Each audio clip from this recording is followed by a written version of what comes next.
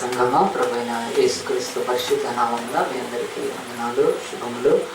దేవుడు మనల్ని ఇంకొక ఆదివారంలో ఆయన యొక్క సన్నిధికి నడిపించుకొని మనల్ని తన యొక్క మరి ప్రియ బాహువులలో చేర్చుకొని మనకిచ్చిన రక్షణ విమోచనలో మనం ఇంకా ఎదిగి బలపడటానికి దేవుడు అనుగ్రహించిన మంచి కృపకాయని వందనాలు చెల్లించుకుందాం. కొద్దిసేపు దేవుని వాక్యం ధ్యానించుకుందాం.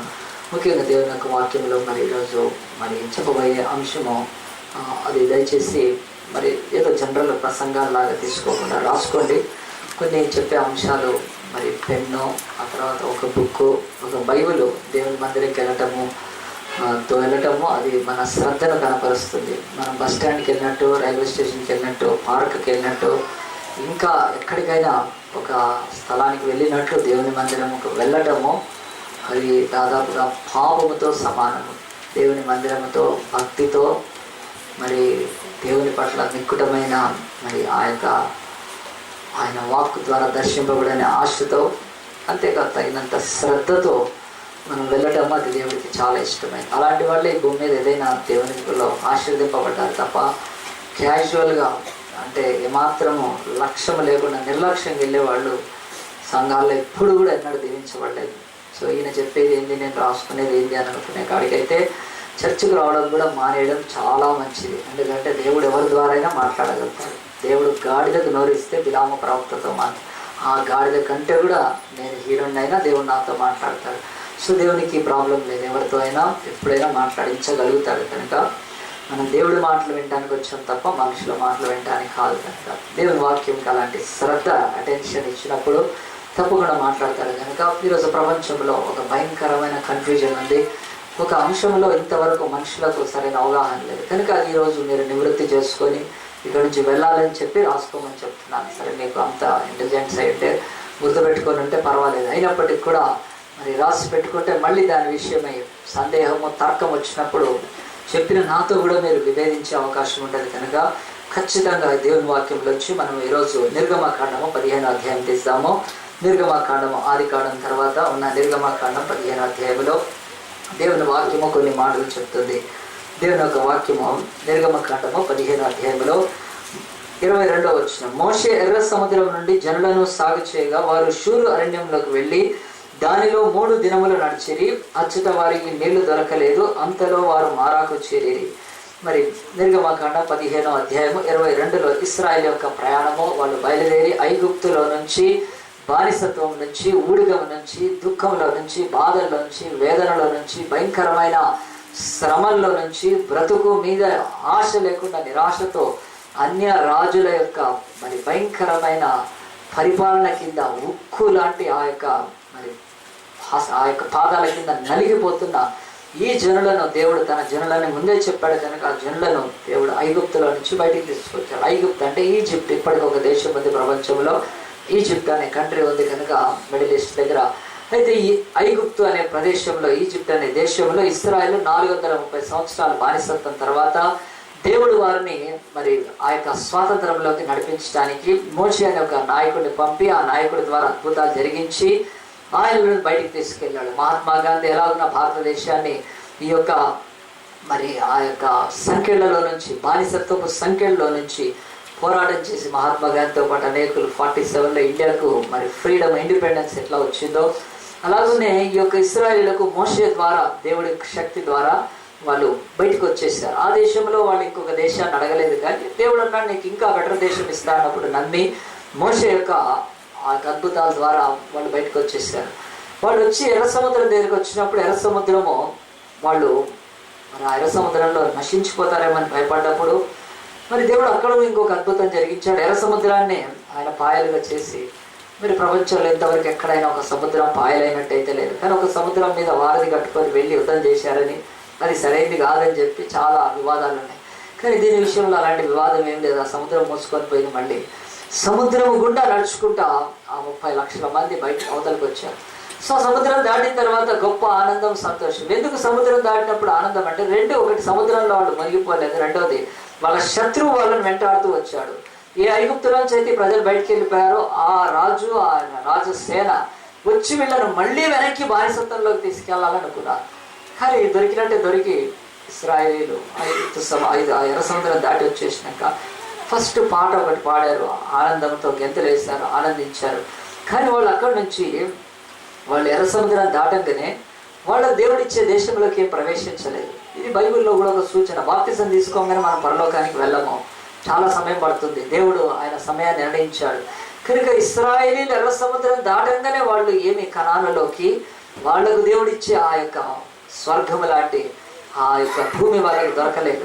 మనం కూడా బాప్తిజం తీసుకున్నాక మన కష్టాలు, మన సమస్యలు, మన బాధలు, మన ఇరుకులు ఏవి పోవు. కానీ కొంతకాలము దేవుడు మనల్ని సరి చేసినాక మనం ఆ శ్రేష్టమైన స్థలానికి వెళ్ళిపోతాం. ఇశ్రాయేలీయులు కూడా మరి ఆ యొక్క ఐగుప్తులో నుంచి ఎర్ర సముద్రం దాటిన తర్వాత మళ్ళీ ఒక పురము కాదు, పట్టణము కాదు, ఇంకా అరణ్యమే. సో కనుక మానవ జీవితం అరణ్యానికి సూచనగా ఉంది భూమి మీద.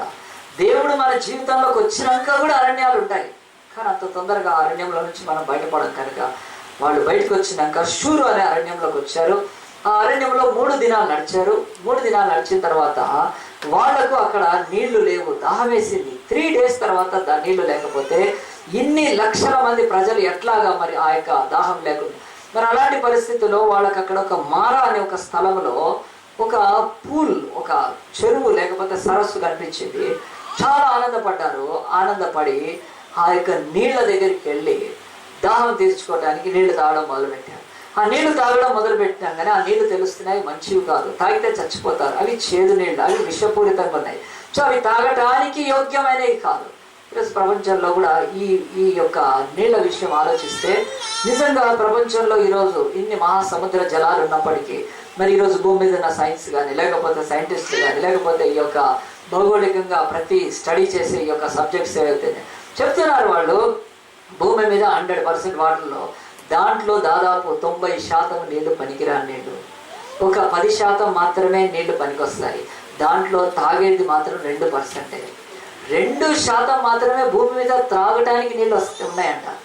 Only 2% water is for drinkable, అంటే తాగటానికి పనికొచ్చే నీళ్లు మాత్రం 2%. అంటే ఆలోచించండి, బైబిల్ చెప్తుంది. దీన్ని బట్టి భూమి మీద ఉన్న పరిస్థితులు ఎట్లా ఉన్నాయి. ఇన్ని జలాలు ఇంత ఉన్నప్పటికీ కూడా లేవు.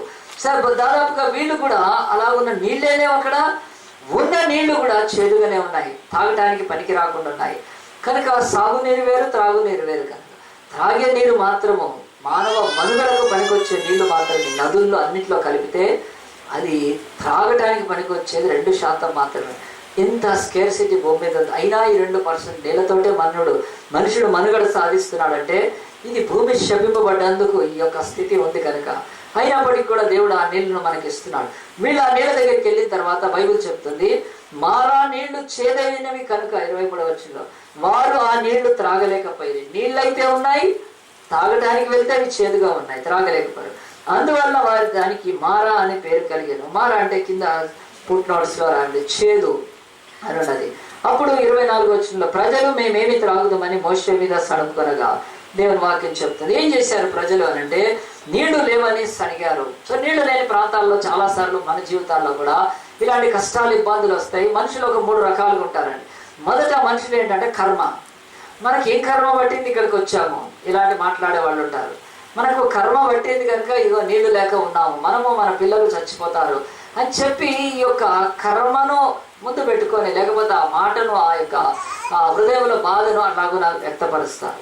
ఇది ఇంకొకళ్ళు ఏం చేస్తారంటే జ్ఞానము, తెలివి, ఈ లోక సంబంధం వాళ్ళు ఏం చేస్తారంటే ఈ నీళ్ళు ఏమైనా ప్యూరిఫై చేయగలుగుతామా, ఈ నీళ్లు కాకుండా ఇంకెక్కడైనా నీళ్లు ఉన్నాయా అసలు అని చెప్పి లోక సంబంధమైన జ్ఞానాన్ని, తెలివిని ఉపయోగించి ఇంకెక్కడైనా సమీపంలో నీళ్లున్నాయా అని చెప్పి ప్రయత్నం చేస్తూ మానవులు తమ రీజనింగ్ని వాడుతూ లేకపోతే జ్ఞానాన్ని వాడుతూ ఉంటారు.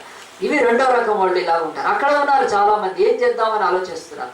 ఇక 3వ రకం వాళ్ళు ఉన్నారు నిరాశావాదులు. వాళ్ళు ఏంటంటే మన పని అయిపోయింది, మనం ఇక్కడ చచ్చిపోతాం, మనకి ఇంతే అయిపోయింది అని చెప్పి ఈ నిరాశావాదులు కూడా వాళ్ళల్లో ఉన్నారు. ఇన్ని లక్షల మందిలో ఇలాగున్న 3 రకాలుగా వీళ్ళు ఉంటున్నప్పుడు బైబిల్ చెప్తుంది చివరికి మరి దాంట్లో ఒక ప్రార్థనాపరుడు ఉన్నాడండి. ప్రార్థనాపరుడు మోషే ఇంకా కొంతమంది ఉన్నారు. ఈ నీళ్లు చేదైపోతే, ఈ నీళ్లు బాధ ఉంటే, తాగలేకపోతే మనం ఇక్కడికి వచ్చాం కానీ మనం ప్రార్థన చేయొచ్చు. గుర్తుపెట్టుకోండి, ప్రార్థనాపరుల జీవితాలలో ఎందుకు ప్రార్థన చేస్తారంటే ప్రార్థన లేని వాళ్లకు ప్రార్థన చేసే వాళ్ళకు ఒక్కటే డిఫరెన్స్ అండి. ప్రార్థన చేసే వాళ్ళంతా కూడా వాళ్ళు దేవుడు ఏమి చేసినా గుర్తు పెట్టుకొని మళ్ళీ దేవుడి దగ్గరికి వెళ్తూ ఉంటారు. ప్రార్థన చేయలేని వాళ్ళు ఏంటంటే, వాళ్ళు ప్రార్థన రాలంటే నాకు ప్రార్థన రాదు, నాకు బైబిల్ తెలియదు, నాకు వాక్యం తెలియదు, నాకు భక్తి లేదు, ఇవన్నీ కూడా సాకులండి. ప్రార్థన ఎవరు చేయరంటే దేవుడు చేసినవి ఏవి గుర్తుపెట్టుకునే వాళ్ళు ప్రార్థన చేయలేరు. ఐగుప్తులో 10 సార్లు దేవుడు మెరకలు చేశాడు. తెగులు నీళ్లను రక్తంగా మార్చాడు. రక్తమైన నీళ్లు మళ్ళీ అవి నీళ్లుగా మారినాయి. అక్కడి నుంచి మొదలుపెట్టి ఎన్ని అద్భుతాలు దేవుడు చేసి ఎర్ర సముద్రం అలాగున వారి ముందు పాయలై నిలబడితే దేవుడు చేసిన ఒక్క మేలు గుర్తులేదు కనుక వాళ్ళు ఏం చేశారు, మోషే మీద వాదిస్తూ ఉన్నారు. ప్రార్థన చేయడానికి లేదు. సో నీ లైఫ్లో ప్రార్థన లేదు అని అంటే దేవుడు చేసిన మేళ్ళను ఎప్పుడూ మర్చిపోయే నీ బ్రతుకులో ప్రార్థన ఉండదు. మోషే వెళ్ళి ఎందుకు ప్రార్థన చేస్తున్నాడు? బైబిల్ చెప్తుంది మోషే వెళ్ళి ప్రార్థన చేయడాడు అంటే మోషేకు ఇంతకు ముందు దేవుడు ఏం చేశాడో గుర్తుంది, మళ్ళీ చేయగలుగుతాడు. దేవుడి యొక్క శక్తి, దేవుడి యొక్క సామర్థ్యం, దేవుడి యొక్క ప్రభావము, దేవుడి యొక్క మహిమ ఏది కూడా కాలాన్ని బట్టి తగ్గిపోయేవి కాదు కదండి. డ్యూరాసెలే చాలాసేపు పనిచేస్తుంది కదండి, కనుక్కున్నాను. ఆడుతూనే ఉంటుంది డ్యూరాసెల్ కదా. మరి ఆ సెల్కే వాళ్ళు అంత అడ్వర్టైజ్మెంట్ ఇస్తే మరి దేవుడి యొక్క శక్తి కదా. దేవుడు ఇప్పుడు సూర్యుడు దేవుడు ఈ యొక్క భూలోకానికి పెట్టాడు. సూర్యుడు ఇప్పుడు డిమ్ అయిపోయానండి, లైట్గా ఏమైనా తగ్గిపోయిందా? కాదండి. 1000 సంవత్సరాలు గాలి ఏమైనా తగ్గిందా? ఏమి తగ్గి, నీళ్ళు ఏం తగ్గినాయి? ఏమి. దేవుడు ఇచ్చిన ఈ పంచభూతాలలో ఏది తక్కువైపోయింది? ఏది కాలేదండి. అంటే గాడ్ అంటేనే అబండెంట్ అంటాం, దేవుడు అంటే సమృద్ధి కనుక. అలాంటి సమృద్ధి అయిన దేవుడు తన బిడ్డలు ప్రార్థన చేస్తే ఇయ్యలేనంత బలహీనంగా, లేకపోతే స్టాక్ క్లియరెన్స్ అయిపోయింది బోర్డు పెట్టేసి ఇక నేనేమి ఇవ్వలేను అని చెప్పే దేవుడు కాదండి. దేవుడు అంటేనే ఆయన సర్వాంతర్యామి, సర్వసృష్టికర్త, సర్వ సమృద్ధి గలవాడు. సో ఆయన నీ జీవితంలో దేవుడి సమృద్ధి ఎప్పుడైనా తెలుసుకోవాలంటే ఒక విలేజ్కి వెళ్ళి, సిటీలో కాదు, రాత్రి 6 బయట మంచం వేసుకొని పండుకొని పైకి చూడు, తెలుస్తుంది. నక్షత్రాలు లెక్క పెట్టావా? ఈరోజు మన సైన్స్ నక్షత్రాలు లెక్క పెట్టగలుగుతుందా? కదా. కోట్లు బిలియన్స్ అవన్నీ సూర్యుడులే. ఒక్కొక్క సూర్యుడు ఒక్కొక్క నక్షత్రం. మళ్ళీ ప్రతి సూర్యుడికి కొన్ని గ్రహాలు ఉంటాయి. ఇదిగో మనకు ఉన్నట్టు నవగ్రహాలు కదా.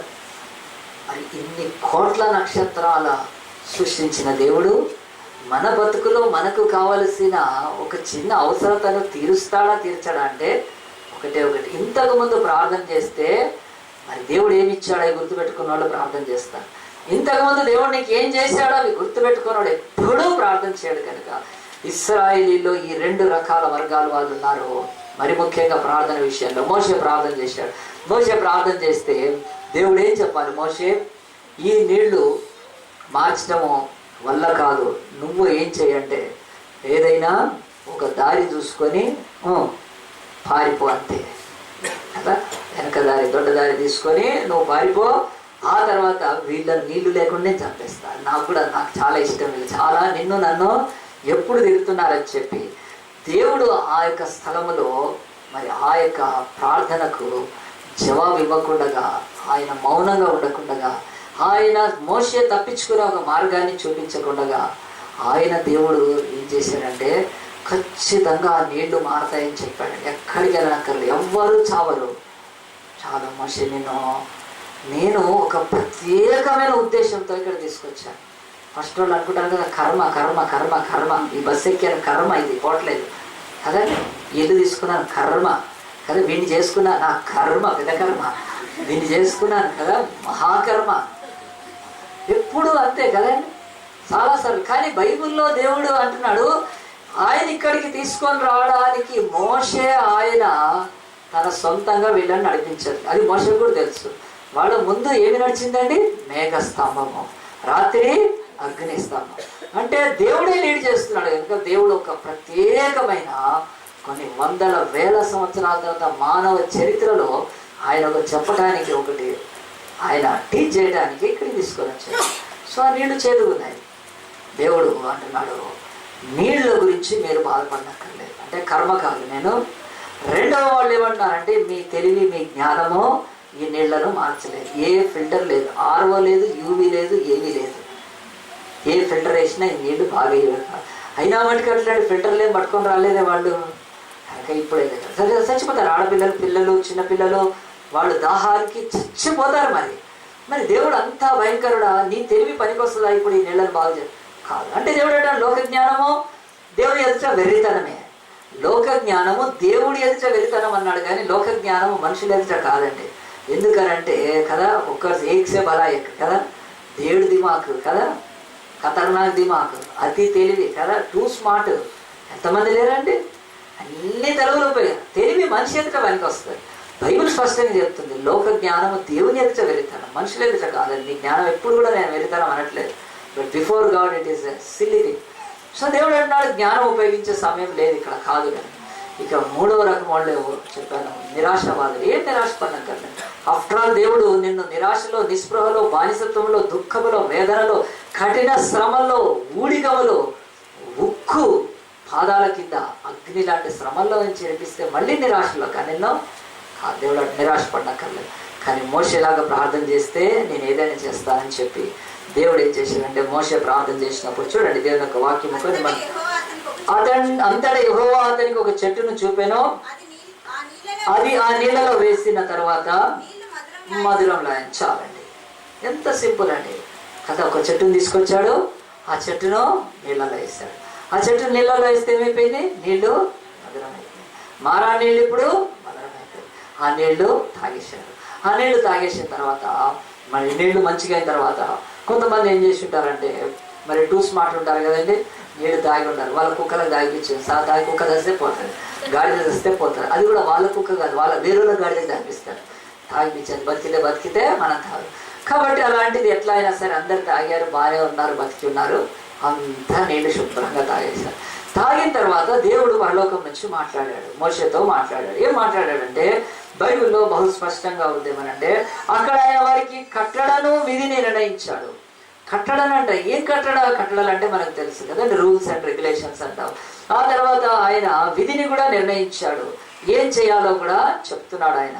అక్కడ వారిని పరీక్షించాడు దేవుడు కదా, వాళ్ళను పరీక్షించాడు. నీళ్లు లేకుండా దేవుడు ఆయన మరి పరీక్షిస్తాడు. చిన్న చిన్న శ్రమల ద్వారా, కష్టాల ద్వారా, మన అవసరతల్లో మనం ఎంతగా దేవుని వైపు తిరుగుతామని దేవుడు పరీక్షిస్తాడు. వాళ్ళను పరీక్షించాడు. ఆ తర్వాత దేవుని వాక్యం, మీ దేవుడైన యెహోవా వాక్కును శ్రద్ధగా విని ఆయన దృష్టికి న్యాయమేది చేసి ఆయన ఆజ్ఞలకు విధేయులై ఆయన కట్టలన్నింటినీ అనుసరించి నడిచిన యెడల. దేవుడు చాలా చాలా చెప్తున్నాడు. మొట్టమొదటిగా యెహోవా వాక్కును శ్రద్ధగా వినాలి కదండి. ఎట్లా వినాలి? శ్రద్ధగా అంటే చెవులో దూది పెట్టుకొని, మరి స్త్రీలు అయితే ముసుకేసుకొని శ్రద్ధగా వినమంటున్నాడు కదండి. శ్రద్ధగా వినాలి. రెండోది బైబిల్ చెప్తుంది, ఆయన దృష్టికి న్యాయమైనది చేయాలి. మీ దృష్టికి న్యాయంగా ఇది కాదు, లేకపోతే సోనియా గాంధీ దృష్టికి న్యాయమైనది కాదు కదండి. ఇంకెవరో ఈ లోకపు మరి వ్యక్తులకు కాదు, మనుషుల ముందు కాదు, మతాలకు కాదు, దేవుని దృష్టికి న్యాయమైనది నీ మనస్సాక్షి చెప్తుంది. ఎప్పుడైనా మనస్సాక్షిలో స్ట్రాంగ్గా ప్రతి మనిషికి తెలుస్తుంది తప్పో కాదు. తర్వాత దేవుడి దృష్టిలో న్యాయం. తర్వాత అంటాడు ఆయన ఆజ్ఞలకు విధేయులు కావాలంటే ఆజ్ఞలు ఏంటో ఫస్ట్ తెలుసుకోవాలి. ఆ తర్వాత ఆయన కట్టడలను అనుసరించాలంటే ఆయన కట్టడలు ఏంటో కూడా మనం తెలుసుకోవాలి. నడిచిన ఎడల అంటున్నాడు, ఇది ఒక కండిషనల్ బ్లెస్సింగ్. ఇది కండిషను. ఏంటి కండిషను?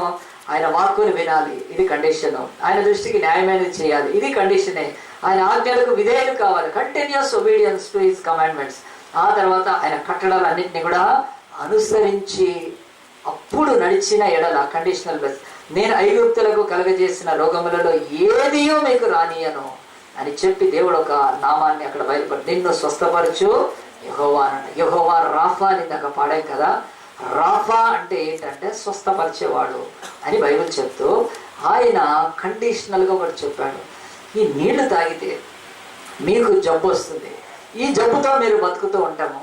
మరి ఆ యొక్క మరి నా చిత్తం కాదు, కానీ నేను ఒకటి పోలుస్తున్నాను.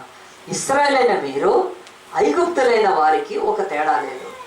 మీరు పాపం చేస్తే అంటే మీరు ఐగుప్తుల సమానము. ఐగుప్తులకు ఏ రోగం కలిగజేశాను మీకు అది. అంటే దేవుడు అంటున్నాడు, మనం నిబంధన కలిగిన దేవుడి ప్రజలమైనంత మాత్రాన ఈ లోకములో దేవుడు అంటున్నాడు, మీరు ఎప్పుడైతే దేవుని మాట విధేయత చూపరో అప్పుడు మీరు ఈక్వల్ టు ఐగుప్తులే.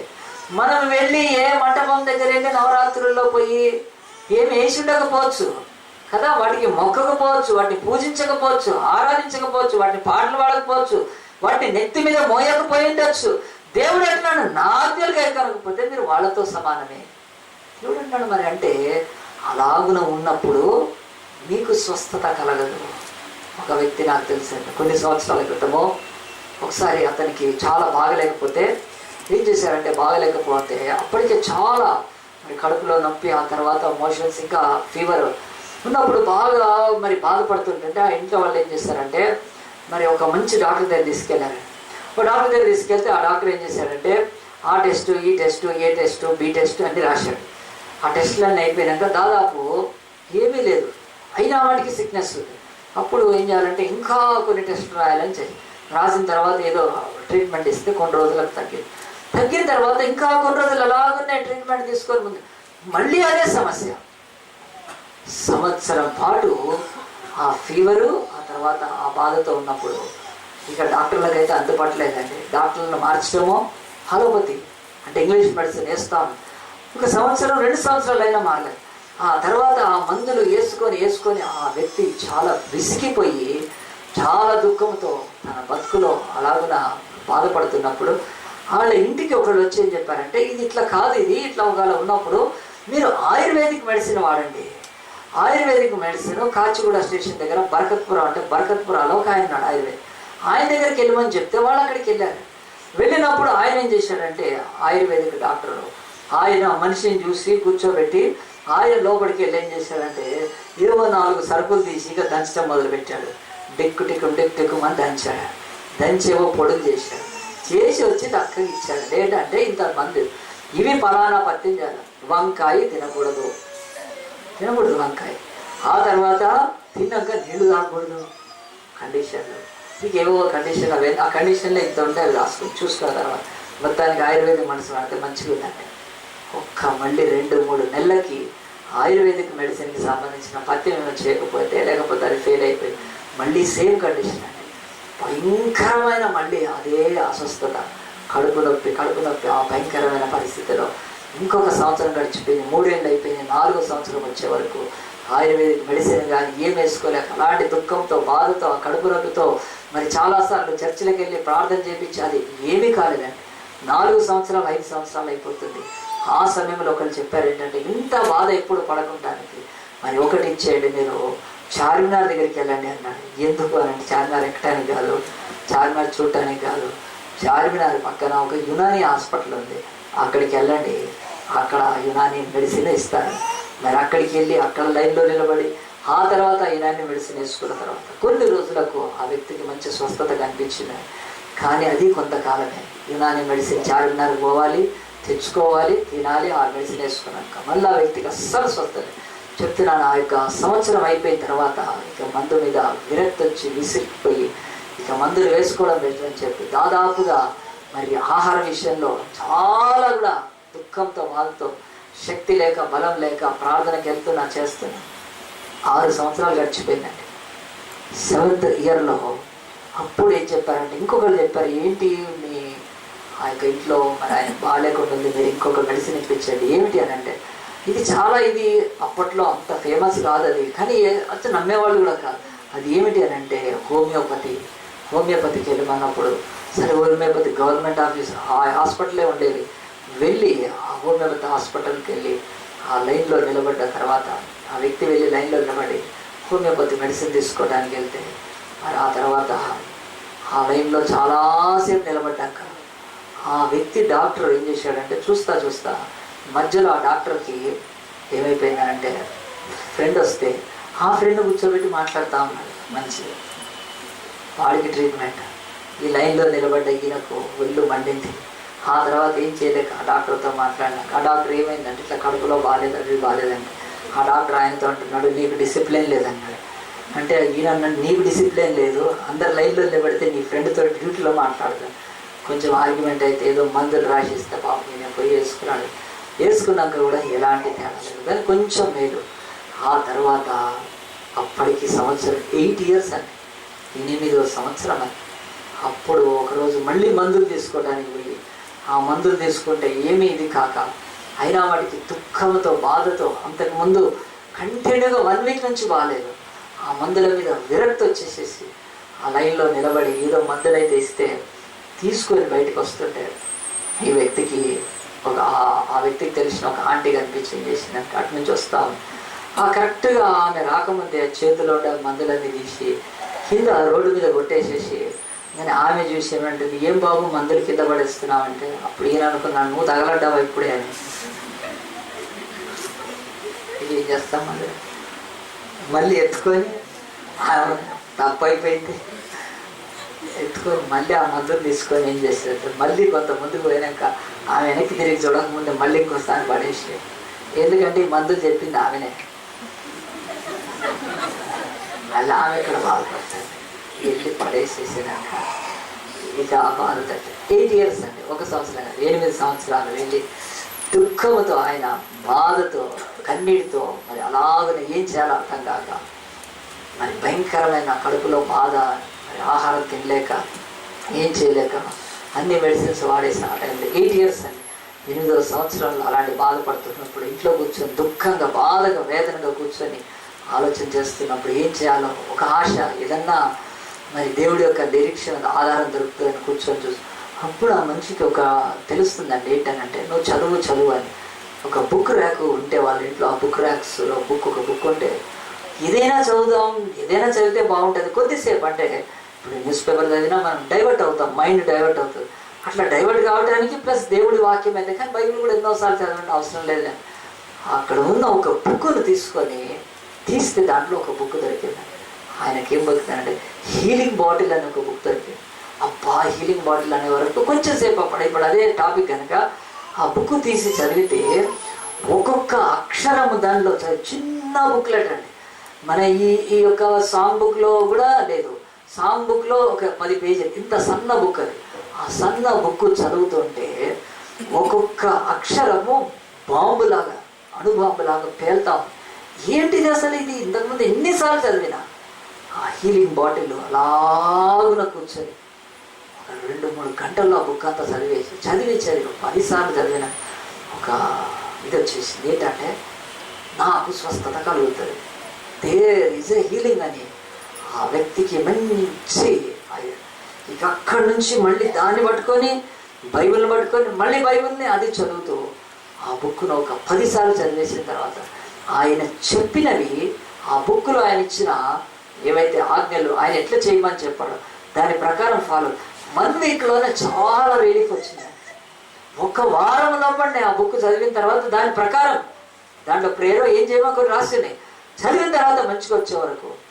ఆ తర్వాత 10-20 రోజుల కంటే ఆ యొక్క సిక్నెస్ కంప్లీట్ పోయిన తర్వాత అప్పుడు అయ్యో, ఈ యొక్క సిక్నెస్లో నుంచి ఎంత విడుదల పొందడానికి ఇంత సులువైన మార్గం అని చెప్పి ఇంకా ఇంకా ఇంకా ఇంకా అలాగ ఉన్నప్పుడు, ఆ తర్వాత మళ్ళీ అరే ఈ బుక్కే కాకుండా ఆ బుక్ లాగా ఇంకేమైనా దొరుకుతాయని చేస్తే ఇంకొక 2 బుక్కులు మరి ఆయనకు దొరికితే ఆ 2 బుక్కులు కూడా చదివిన తర్వాత మళ్ళీ ఇది కలిపి 3 బైబిల్తో పాటు 4 అంతా చదివిన తర్వాత ఖచ్చితంగా ఏమైపోయిందంటే దేవుని యొక్క సన్నిధిలో మనిషికి స్వస్థత కలుస్తుందని తెలుసుకొని ఆ తర్వాత ఇక మళ్ళీ హాలోపతి ఇంగ్లీష్ మెడిసిన్ ఎప్పుడు వేసుకోలేదు.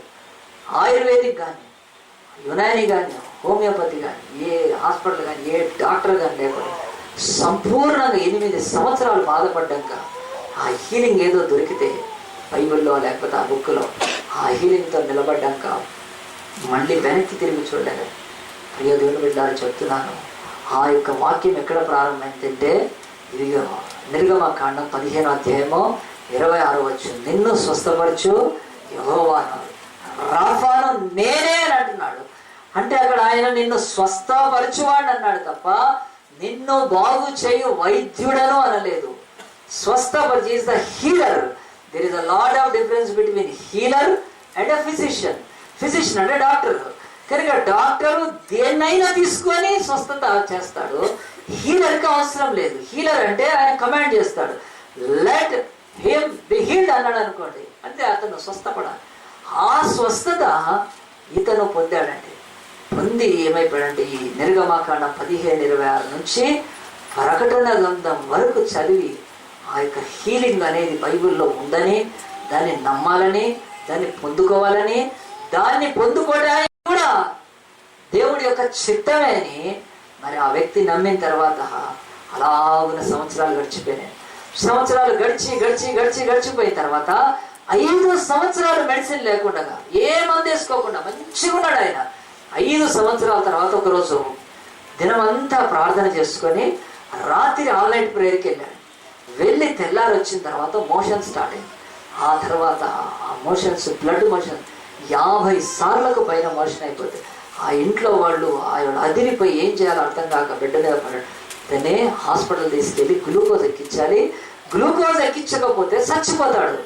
గ్లూకోజ్ ఎందుకంటే ఏమీ లేదు. 50 మోషన్స్ అయిపోయిన తర్వాత అప్పుడు ఆ రోజు ఇట్లనే సండే వస్తే సాటర్డే రోజు జరిగింది. ఫ్రైడే ఆల్ నైట్ ప్రేయర్ జరిగితే సాటర్డే రోజు 50-60 మోషన్స్ అయిపోయి ఆ శనివారం చచ్చిపోతే ఆదివారం చర్చిలో బాడీ తీసుకెళ్ళి పెట్టించేసాడు. సో శనివారము ఏం కాలేదు. ఆదివారం చర్చ్ వాళ్ళంతా వచ్చి ఏం చేశారంటే ఈయన చచ్చిపోతాడు కదా, మీరు ఇట్లా పెట్టారు తీసుకెళ్ళండి అంటే, అప్పుడు ఆ యొక్క బెడ్ మీద పండుకొని ఆయన ఏం చెప్పాడు తెలుసా, చచ్చిపోతే నన్ను తీసుకొని వెళ్ళి పాతి పెట్టండి కానీ హాస్పిటల్ తీసుకెళ్ళి, నేను ఇట్లా చచ్చిపోతే మంచిదని అదే బెడ్ మీద స్పష్టంగా చెప్పి మరి ఏం చేయాలంటే ఆయన చెప్పాడు, ఏం అక్కర్లేదు, దేవుడు స్వస్థపరుస్తాడు, స్వస్థపరచకపోతే ఏమిటి మీరు తీసుకెళ్ళి పాతి పెట్టేసి, మరి దానికి ఏం ఆటంకం కాదు, తల్లిదండ్రులుగా రాసిస్తానని చెప్పాడు. ఆ తర్వాత వాళ్ళు ఏం చేయాలో అర్థం కాక, సరే నీళ్ళు ఎట్లా తాగచ్చు కదా, నీళ్ళ బదులు కొబ్బరి నీళ్ళని ఒక కొబ్బరి బొండాలు తెచ్చారు. 50 కొబ్బరి బొండాలు తెచ్చారు.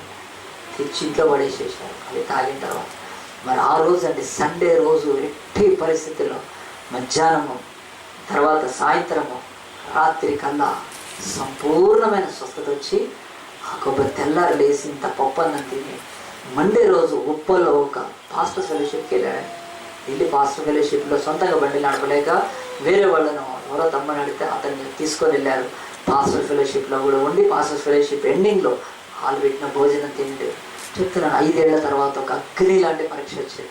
మందులు లేకపోతే హాస్పిటల్ బతుకుతారా సార్, సస్తే బతుకు, కానీ హాస్పిటల్ మాత్రం లేదు.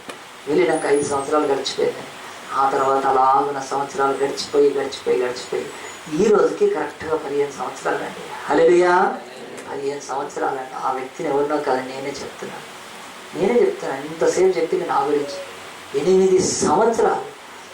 6వ సంవత్సరంలో డాక్టర్స్ చెప్పారు పేరెంట్స్కి, మీ బాబుకు మెడిసిన్ వేయకపోతే చచ్చిపోతాడు, మా దగ్గర తీసుకొని రావద్దు, మెడిసిన్ వేస్తేనే బతుకుతాడు అంతే. రెండోది ఎప్పుడు బైబిల్ మాట్లాడతాడు, బైబిల్ పట్టుకున్నాడో కూడా పిచ్చోడైపోతాడు అని ఒక సైకలాజికల్ డాక్టర్ పద్మారావు నగర్లో చెప్పాడు. అవన్నీ దాటిపోయినాయండి. 5 కాదు 10 సంవత్సరాలు 15 సంవత్సరాలు నా లైఫ్లో డాక్టర్లు లేకుండా చేశాడు. ఎందుకు ఈ వాక్యం చెప్తున్నానంటే ఈరోజు అదే దినం 15 సంవత్సరాల కింద నేను లాస్ట్ టైం వెళ్ళి ఆ కింద పడేసిన ఆ తర్వాత మళ్ళీ వెళ్ళలేదండి. నేను చదివిన book healing bottle direct prince గారు ఒక మహాభక్తుడు రాసి, ఆ తర్వాత దినకరన్ గారిది స్వస్థపరచు గాయాలని చదివాను. ఇంకా చాలా చదివి ఉంటాను కానీ బుక్స్ చెప్తున్నాను. ఆ తర్వాత 15 సంవత్సరాల నుంచి డాక్టర్ నా నాడి పట్టుకోలేదండి. 15 సంవత్సరాల నుంచి నేను ఒక్క మెడికల్ షాప్లో ఒక మందు కొనుక్కోలేదు. ఈ 15 సంవత్సరాల్లో ఎన్నిసార్లు తీవ్రమైన తలనొప్పి, జ్వరము. 2009లో ఇదే చర్చ్ వాళ్ళ మేము కలిసి సంగారెడ్డిలో రిట్రీట్ చేస్తున్నప్పుడు అన్ని రోజులు బాగుంది. 2 రోజులు రిట్రీట్, పెద్ద రిట్రీట్ సంగారెడ్డిలో ఒక 50-60 చర్చిలను పిలిచాం. అక్కడ అలెన్స్ హై స్కూల్ అని సంగారెడ్డిలో కలెక్టరేట్ ఆఫీస్కి ఎదురుగానే ఒక పెద్ద రోమన్ క్యాథలిక్ స్కూల్ ఉంది. ఆ గ్రౌండ్ ఇచ్చారు. ఆ గ్రౌండ్లో 100 మందికి మీటింగ్ ఏర్పాటు చేశాం. ఫీవర్ ఏం చేయాలి మరి శోధన చెప్తుంది పాస్టమ్మ కానీ వేరే వాళ్ళు అందరూ అలా, మరి మీటింగే కదా కొంచెము నువ్వు ఆ యొక్క వేసుకోవచ్చు, యాంటీబయాటిక్స్ వేసుకోవచ్చు, ఇంకా ఏవో ఉన్నాయి. అవన్నీ నేను చెప్పాను అవసరం లేదు. ఇక్కడ నుంచి వెళ్ళాం, వెహికల్ వెళ్తే దిండు వెనక పెట్టారండి. నా వెనక దిండు పెట్టుకొని ఇక్కడ నుంచి నేను వెళ్ళాను, ట్రావెల్ చేశాను. సంగారెడ్డిలో దిగినాక కూడా ఎక్కడో పక్కన కూర్చున్నాను. ఏమీ తినలేదు. ఒక్క ఇడ్లీ తీసుకొచ్చాడు తమ్ముడు కిషోర్, మిగతా వాళ్ళు ఉపేందర్ వెళ్ళి, ఆ ఇడ్లీ ఎంత తిన్నాను. సాయంత్రం వరకు నిలబడి వాక్యం చెప్పాను అంతే. 2009లో కూడా ఒకసారి అటాక్ అయ్యింది. అందరి మధ్యలో మొత్తం సంఘం మేమంతా దాదాపు ఇప్పుడు బయటికి వెళ్ళాం 60-70 మంది నుంచి 100 మంది దాకా వెళ్తాం బయటికి. యూత్లో మీటింగ్ మాట్లాడాను చెప్తున్నాను. సంగారెడ్డిలో పాస్టర్స్ అంతా కూడా, ఒక్క పాస్టర్ మధ్యాహ్నం తర్వాత భోజనం చేసి కూడా వెళ్ళలేదు. అందరూ అట్లనే కూర్చొని ఉన్నారు వాక్యం. ఆ రోజు నేను అక్షరాల గురించి ఎవరి గురించి చెప్పాను. ప్రియ దేవుని వెళ్ళాలని చెప్తున్నాను. దేవుడు 2009 తర్వాత కూడా ఇప్పటి వరకు మెడిసిన్ అనేది వేసుకోకుండా దేవుడు ఎట్లా బాగు చేస్తున్నాడు. ఆయన నన్ను బాగు చేసి 15 సంవత్సరాల నుంచి మందు లేకుండా మనిషి బతకగలుగుతాడు అని చెప్పి దేవుడు నాకు నేర్పించాడు. కనుక ఈ నా బోధను నేను ఎవరి మీద రుద్దట్లేదు. ఈ నాకు తెలిసిన ఈ సత్యాన్ని మీ మీద బలవంతంగా ప్రయోగం చేయట్లేదు. నేను ఎప్పుడు చెయ్యకూడదు కూడా. ఎందుకు అని అంటే ఇక్కడ నుంచి చెప్పాను. అందు గురించి మీరు బుక్ తెచ్చుకోమని చెప్పాను, పెన్ను తెచ్చుకోమని చెప్పాను. రాసుకోండి. 3 రకాలైన స్వస్థతలు ఉన్నాయి. నేను ఒక 10 నిమిషాల్లో వాక్యం ముగించేసి మీ కొరకు స్వీట్ కూడా ఏర్పాటు చేశాను, టీ కూడా ఏర్పాటు చేశాను. అందరూ టీ తాగి చక్కగా స్వీట్ తిని వెళ్ళండి. ఈరోజు దేవుడు నా జీవితంలో 15 సంవత్సరాలు ఇచ్చిన స్వస్థతగా హీలింగ్ అనేది జీసస్లో ఉంది. నాకు అది నేను అనుభవిస్తున్నాను కనుక చెప్పగలుగుతున్నాను. స్పష్టంగా చెప్తున్నాను. మొట్టమొదటిది ఈరోజు స్వస్థత మంత్రము ద్వారా స్వస్థత కలుగుతుంది. ఇదేంటి బైబిల్ పట్టుకొని చర్చిలో ఈ మాటలు మాట్లాడచ్చా? ఎవరైనా అనుకుంటే అది నాతో మాట్లాడచ్చు. మీరు అయిపోయినాక ఎంతసేపు. మంత్రముతో ఈరోజు స్వస్థత జరుగుతుంది. నేను మరి ఆ యొక్క దండు మైలారం అని ఇబ్రహీంపట్నం దగ్గర ఒక ఊరికి వెళ్తే అక్కడ సువార్త చెప్పడానికి 2002లో ఒక్కడిని వెళ్తే నేను ఆ ఊర్లోకి ఒక బస్సు 2 గంటలకు వెళ్తుంది. ఆ ఊర్లోకి ఒక బస్సులోకి వెళ్ళి నేను దిగితే అదే బస్సు ఎక్కి ఒక ఆమె వెళ్ళిపోతుంది. ఆమెను చూశాను. ఏంటి? ఆమె తర్వాత కృష్ణ అని తెలిసింది. ఆమెను అడిగాను, అమ్మా నేను మీ ఊరికి వచ్చి వాక్యం చెప్పడానికి వస్తే నువ్వు చక్కగా బైబిల్ పెట్టుకొని ఊర్లోంచి వెళ్ళిపోతే నేనెవడికి వాక్యం చెప్పాలి అని అంటే ఆయన చెప్పింది, చెప్పు బిడ్డ, నువ్వు నా ఇల్లు తాళం ఇది బిడ్డ, తీసుకో, నా ఇంట్లో ప్రార్థన పెట్టుకో, నేను వచ్చే వరకు నీకని చెప్పిస్తున్నాను. ఏంటమ్మా అని చెప్పి అడిగితే, నేను పోవాలి బిడ్డ, ఒక సేవకుడు ఉన్నాడు హైదరాబాద్లో, ఆయన దగ్గరికి వెళ్ళాలి, ఆయన నన్ను ఇచ్చేసాడు. ఈ ఊరిలో నేను నడుచుకుంటూ పోతుంటే ఈ ఊరిలో వాళ్ళు నాకు మంత్రం చేశారు. అప్పుడు నాకు యేసు ప్రభు తెలియదు. నా కాళ్ళ కింద మట్టి తీసుకొని పోయి ఒక బొమ్మను చేసి ఆ బొమ్మతో మంత్రం చేస్తే చేతబడితో దానికి ఇట్లా గుచ్చంగానే ఈమె కాలు కరెక్ట్గా కలుస్తుంది. ఆ తర్వాత కాళ్ళలాగున నిర్విరితమైపోయి అడుగు తీసి అడిగేయలేక ఊరిలో చేశారు ఆమె చేతబడి. చేసిన తర్వాత ఏవో కక్షలతోటి అది ఎవ్వడు ఏ మంత్రగాడు బాగు చేయలేకపోయాడు, ఆ ఎవ్వడు బాగు చేయలేకపోయాడు. కానీ అనుకోకుండా యేసురావు దగ్గరికి వెళ్ళమంటే ఆమె యేసు దగ్గరికి వెళ్ళింది. ఆ కాలు బాగైపోయింది, ఆ మంత్రశక్తి బంధించబడింది. నాకు ఆ రోజు నుంచే కాదు చెప్తున్నా, ఈ రోజు వరకు కూడా మంత్రముతో స్వస్థత ఉంది. మంత్రముతో నాశనం చేయగలుగుతారు. ఈరోజు బైబిల్ పట్టుకొని చెప్తున్నా, ఖచ్చితంగా చెప్తున్నా. ఈరోజు మంత్రం శక్తి భూమి మీద. ఎవడైనా ఎర్రోడు ఇంకా క్రిస్టియన్ పాస్టర్ సరిగ్గా బైబిల్ తెలియనోడు ఉంటే వాడు అంటాడు మంత్రాలు ఏమీ లేవు. కానీ సరిగ్గా చెప్పాలి. యాకోబులో మంత్రం లేదు. చెప్దాం మంత్రము, యాకోబులో మంత్రం లేదు. ఆ మాట చెప్పాలి. మంత్రం లేదని అందు, మంత్రం ఉంది లోకంలో, దాని శక్తి ఉంది, సాతాను శక్తి ఉంది. సో కనుక యాకోబులో మంత్రం లేదని చెప్పాడు దేవుడు. యాకోబు అంటే హిస్ పీపుల్, ఆయన ప్రజలలో లేదు. దానికి కావాల్సిన ప్రొడక్షన్ దేవుడు తీసుకున్నాడు. కనుక ఈరోజు మరి ఆ యొక్క నిర్భయ అనే అమ్మాయిని 6 రేప్ చేసి ఆ ఢిల్లీలో మరి ఆ యొక్క బస్సులో ఆమెను అత్యాచారం చేస్తే ఉరిశిక్ష చేసేసారు. మరి అలాగున ఆ నిర్భయ అనే ఒక ఆ అమ్మాయిని చేయగలిగారు, కానీ షర్మిలని చేయగలుగుతారా? అట్లా షర్మిలని చేయగలుగుతారా? షర్మిల చుట్టూ ఎవరుంటారండి? బ్లాక్ కమాండోస్ ఉన్నారు కదా, ఎంతోమంది పెద్ద రాజకీయ నాయకులకు లేని ఆమె పెద్ద నాయకురాలు కూతురు. బ్లాక్ కమాండోస్ ఉంటారు తెలుసా? వాళ్ళ దగ్గర ఉండే ఆమెను అట్లా తీసుకుపోయి షర్మిల అంటే ఒక ప్రొటెక్షన్ ఆమె చుట్టూ ఉంది. ఆమె ప్రయాణం కోట్లు పెట్టి వెళ్తున్నారు వాళ్ళు. దెర్ ఇస్ అ ప్రొటెక్షన్ ఆమెకు. షర్మిలను ఏదో ఆమె వెళ్ళి చెయ్యి సెకండ్ ఇస్తే తప్ప ఎవడైనా వీళ్ళందరినీ మరి ఇచ్చేసేసిపోయి ఆమెకు సెకండ్ ఇవ్వగలుగుతారా? ఏంటండి, షీజ్ ఎ ఉమెన్. మరి ఢిల్లీలో కూడా అమ్మాయే, అదే వయసులో అమ్మాయి. కానీ 6 ఎంత క్రూరంగా ఇచ్చేసారు. ప్రొటెక్షన్ అంతే నేను చెప్పాలనుకుంటున్నాను. మంత్రం కూడా అందరికీ పనిచేస్తుంది, కానీ యాకోబులో ఒక ప్రొటెక్షన్ ఉంది. దేవుడు అంటున్నాడు. కనుక దాని గురించి ఎప్పుడైనా బోధ చెప్తాను. మంత్రముతో కూడా స్వస్థత ఉంది. చాలా మటుకు మంత్రం ఎవరు వేయించుకుంటారు? చదువు రానోళ్ళు ఎత్తారు, అజ్ఞానులు. పాపం అనుకుందాం, వాళ్ళు చదువు రానోళ్ళు తక్కువని కాదు, కానీ అమాయకులు, అజ్ఞానులు, చదువు రాదు కనుక వాడి దగ్గరికి పోతాడు. వాడు పోగానే వాడు యాపాకులు, నిమ్మకాయలు తీసుకొచ్చిన తర్వాత వాడు కాలు పెడతాడు నెత్తి మీద, ఇట్లా ఇట్లా ఇట్లా థర్డ్ మంది అంటాడు. ఒక్కటి వాడు మొహం మీదే పెడతాడు. ఎన్నోసార్లు చూసాం టీవీ నేను. ఇంకా వాళ్ళు ఉంటారు, కాలు పెట్టి వాళ్ళకు బోర్ అయిపోయింటుంది. నిమ్మకాయలు కళ్ళల్లో పెడతారు. నిమ్మకాయ నాలుగు మీద పడితేనే మండుతుంది, ఎక్కువ వస్తుంది. వాడు కళ్ళల్లో వస్తాడు నిమ్మకాయ. అది తీసుకుపోయి అక్కడ కట్టంటాడు, ఇక్కడ కట్టంటాడు. పాపం ఎవరైతున్నారండి? జ్ఞానులు, మోటి వాళ్ళు, లేకపోతే చదువు లేని వాళ్ళు. అది ఓకే, వాళ్ళకి ఏం పెద్ద ఇది కాదు. కనుక మంత్రంతో స్వస్థత ఉంది. రెండోది గుర్తుపెట్టుకోండి, మందుతో కూడా స్వస్థత ఉంది. మందులతో స్వస్థత ఉంది. మందులతో ఎందుకు స్వస్థత ఉందండి? మందులు కూడా మనిషికి దేవుడు జ్ఞానం ఇచ్చాడు. ప్రకృతిలో ఉండే అనేకమైనవి మన శరీరాన్ని బాగు చేయడానికి, మన శరీరంలోని ఆ యొక్క రుగ్మతలు తీసివేయటానికి, మనం మట్టిలోంచి వచ్చాం కనుక అవి మట్టిలోంచి వచ్చిన ఆ యొక్క మరి ఔషధాలతో కూడిన మొక్కలు న్యాచురల్గా పనిచేస్తాయి మనం కనుక. మరి అవి ఏం చేస్తున్నాము? మరి మందులు ఎవరు తీసుకుంటున్నారు అని అంటే, ఇలాగున వెళ్ళి నెత్తి మీద కాలు పెట్టి, వీటి మీద కాలు పెట్టి, బెత్తంతో కొట్టి అటు ఇటు ఇటు ఇటు తన్నించుకోలేక చదువుకున్న వాళ్ళు చేయలేరు కదా. సో చదువుకున్న వాళ్ళకి ఏంటంటే రిసెప్షన్, ప్లీజ్ బి సీటెడ్, కూర్చోండి, stand, SIT, go, please in, come, తీసుకోండి కాదు, స్టాండ్. ఇది సింపుల్గా ఉంటుంది. సో ఈ రెండవది మందులు ఏమిటంటే, చదువుకున్న వాళ్ళు మంత్రాల దగ్గరికి వెళ్ళలేరండి, కానీ మంత్రాల్లో కూడా ఉంది శక్తి, ఈ మందులో కూడా ఉంది. మరి ఎందుకంటే డీసెంట్గా కదండి, డీసెంట్గా మంచి బిల్లు ఇస్తారు కదండి, చక్కటి బిల్లు ఇస్తారు. బిల్లు ఆన్లైన్లో కట్టచ్చు, నువ్వు ఆఫ్లైన్లో వచ్చినా ఆన్లైన్లో బిల్లు కట్టుకోవచ్చు, చక్కగా చేస్తారు. మందులో ఉన్నాయి స్వస్థత. మనం అక్కడికి వెళ్ళలేం కనుక చాలా డీసెంట్గా రిసెప్షన్లో పిలిచి కూర్చోబెట్టి చక్కగా అడుగుతారు, దేంట్లో పని చేస్తావు అంటే, నువ్వు సాఫ్ట్వేర్ అయితే నీకు హార్డ్వేర్ పడింది ఇంకా కదా, తీసి మొత్తం వచ్చుకుంటారు, అవసరం లేని టెస్ట్ కూడా. సో మందుల్లో స్వస్థత లేని ఖచ్చితంగా ఉంది. మందుల్లో దేవుడి యొక్క సన్నిధిలో గుర్తుపెట్టుకోండి, మందుల స్వస్థత చదువుకున్న వాళ్ళు వెళ్తున్నారండి. ఇక మూడో స్వస్థత ఉంది, ఇది మహిమతో కూడిన స్వస్థత. మహిమతో కూడిన స్వస్థత, ఈ మహిమతో కూడిన స్వస్థత ఇది ఎవరికి అనంటే, చదువు ఉన్నా లేకపోయినా దాంతో కోసం విశ్వాసం ఉండాలి, గొప్ప వెల చెల్లించడానికి వెళ్ళాలి నువ్వు. సో ఈరోజు నేను చెప్తున్నా, నేను అనుభవిస్తున్న స్వస్థత, నేను నమ్మేది ఇది మహిమ స్వస్థత, మంత్రాలు కాదు, మందులు కాదు. కాబట్టి బైబిల్ చెప్తుంది మహిమతో కూడిన స్వస్థత.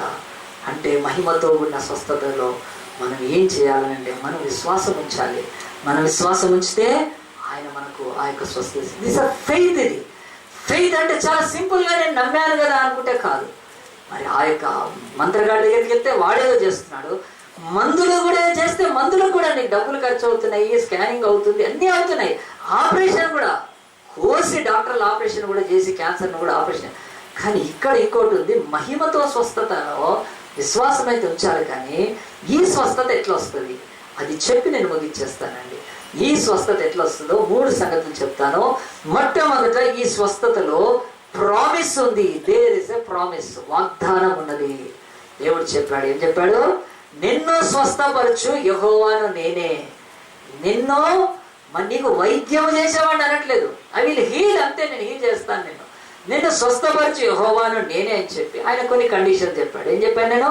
ఆయన వాక్కు శ్రద్ధగా వినాలి, ఆ తర్వాత ఆయన దృష్టికి న్యాయమేది చేయాలి, ఆ తర్వాత బైబిల్ చెప్తుంది ఆ కండిషన్స్ ఏవో చెప్పి. అంటే ప్రామిస్ ఉంది, నిన్ను స్వస్థపరచు యెహోవాను నేనే. అంటే ఈ మహిమ స్వస్థతకి ఎవరైనా అటెంప్ట్ చేస్తే వాళ్ళు ఏం ఎట్లా ఆ స్వస్థత జరుగుతుంది అంటే, ఫస్ట్ మనకు నాలెడ్జ్, అవగాహన కొరకు ప్రామిస్ ఉంది, ఖచ్చితంగా వాగ్దానం ఉంది. అంతేకాదు మలాకి 4:2 కూడా చూడండి, ఆయన యందు భయభక్తులు గల వారి కొరకు నీతి సూర్యుడు తెచ్చను, అతని రెక్కలలో ఆరోగ్యము కలదు. కదండి, నిర్గమ కాండం నుంచి నేరుగా మీకు మలాకి అంటే last book of the Bible, old testament లో మలాకి 4:2లో ఆయన యందు చదువు, అయితే తన నామమందు భయభక్తులు గల వారి కొరకు మీకు నీతి సూర్యుడు ఉదయించును, అతని రెక్కల్లో ఆరోగ్యము కలిగించాలి. చాలా బైబిల్ చెప్తుంది, గుర్తుపెట్టుకోండి, రాసి పెట్టుకోండి. ప్రామిస్ ఉంది ఈ హీలింగ్ కి, ఈ స్వస్థతకు ప్రామిస్ ఉంది. అంతేకాదు దేవుని యొక్క వాక్యంలో ఈ స్వస్థతను నమ్మిన వాళ్ళు, అప్పటికే ఈ మాటను నమ్మే యూదులు ఏం చేసేవాళ్ళు అంటే, మత్తయి సువార్త 8వ అధ్యాయంలో దేవుని వాక్కును జ్ఞాపకం చేసుకున్నారు. ఒకసారి యేసు ప్రభు వచ్చి ఎడాపెడ అందరినీ స్వస్థపరిచేస్తున్నాడండి కదా. ఎడాపెడ ఎక్కడ కొడతారండి? లాఠీ చార్జీలో కదా. ఎడాపెడ కొడతారు కదా, లాఠీ చార్జ్ చేయాలంటే. అంటే ఇష్టం వచ్చినట్టు అయిపోతుంది. దాదాపుగా ఆ మాట ఎందుకు వాడుతున్నారంటే, యేసు ప్రభు మత్తయి సువార్త 8వ అధ్యాయంలో 17వ వచనంలో ఇలా ఉంది, ఆయన మాట వలన దయ్యములను వెళ్ళగొట్టి రోగులెల్లరూ స్వస్థపరచెను, అందువలన ఆయనే మన బలహీనతలను వహించుకొని మన రోగములను భరించనని ప్రవక్త అయిన యెషయా ద్వారా చెప్పబడినది నెరవేరేను. అంటే ప్రామిస్ ఉంది, అది ఫుల్ఫిల్ అవుతుంది అని అక్కడ రాయబడింది. యేసు ప్రభు దగ్గరికి కుప్పాలు తీసుకొచ్చారు, స్వస్థపరుస్తానే ఉన్నాడు ఆయన. స్వస్థపరిచేశాడండి. ఎందుకనంటే ఆయన దేవుడు భూమి మీదకి వచ్చాడు. ఆయన ఒకప్పుడు వాగ్దానం ఇచ్చాడు. సో బైబిల్ చెప్తుంది, మొదటిది ప్రామిస్ అని బైబిల్ చెప్తుంది. రెండవది ప్రామిస్ తర్వాత బైబిల్ అంటుంది ప్రాయశ్చిత్తము. ప్రామిస్ అంటే వాగ్దానము, రెండవది ప్రాయశ్చిత్తం, అటోన్మెంట్ అంటారు. సరే, మరి ఈ యొక్క ప్రామిస్ అయితే ఇచ్చాడు కానీ హీలింగ్ ఎట్లా వస్తుంది మనకంటే ప్రాయశ్చిత్తం కావాలి.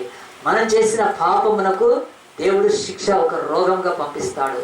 మనం చేసిన పాపానికి భూమి మీద వర్షాలు పడవు. సో ఎవరైనా బాప్తిసం తీసుకున్నప్పుడు నేను ఒక 10 లిస్ట్ ఇస్తాను. కరువులు, మరి ఆ యొక్క పేదరికము, ఆ తర్వాత ఈ లోకములో మరి తెగులు, కాటుక, వడగండ్లు, ఆ తర్వాత క్షామము, ఆ తర్వాత అనేకమైన వాటిని చెప్పిన తర్వాత లాస్ట్కి ఏం చెప్తానంటే రోగము. దేవుడు మానవ పాపానికి దేవుడు పంపించే ఆ యొక్క శిక్ష ఏమిటంటే ఒకటి రోగము, వ్యాధి.